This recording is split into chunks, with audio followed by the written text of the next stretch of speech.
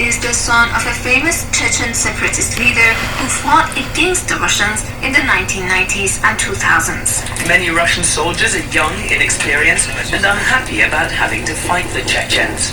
Russia fought 2 wars in Chechnya. The second ended in 2009. Grozny, the capital of Chechnya, was leveled. Tens of thousands of civilians were killed. Later, human rights groups discovered mass graves. In the aftermath rose the Kadyrovs, father and son, but now they were pro-Kremlin.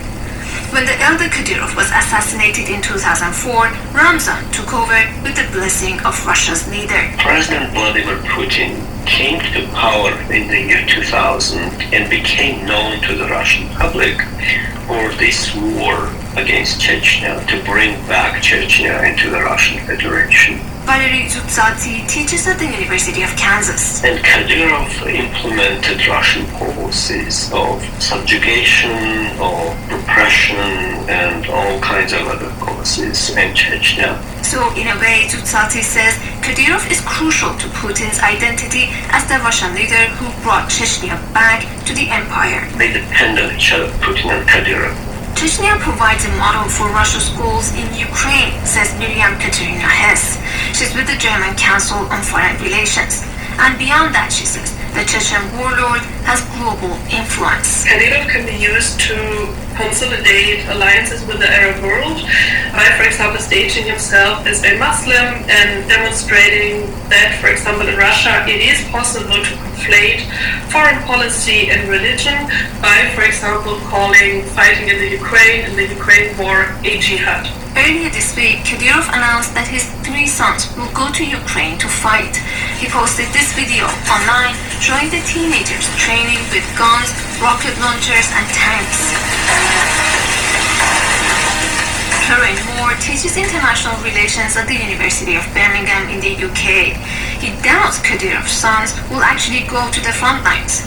He says Kadyrov likes to project the idea that these are making a big difference on the ground, but the reality is different. The pro-Kremlin Chechen forces often are criticised for being sort of TikTok warriors, and by that I mean people that tend to post images and footage but don't actually engage in any of the real frontline major combat operations. There are also Chechen fighters, Moore says, who allied with Ukraine, fighting against the Russians.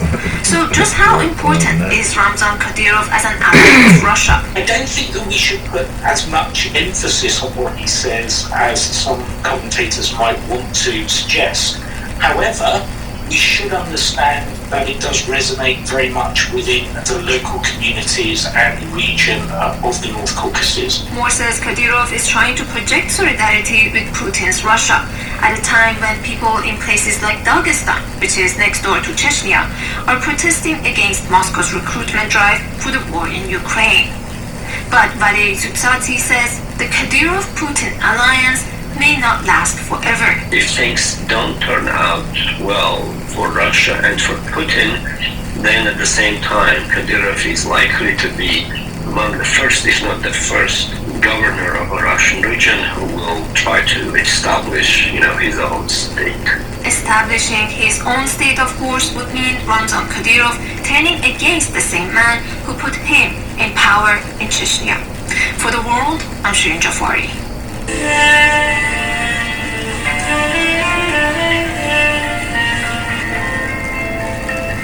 And you're listening to The World.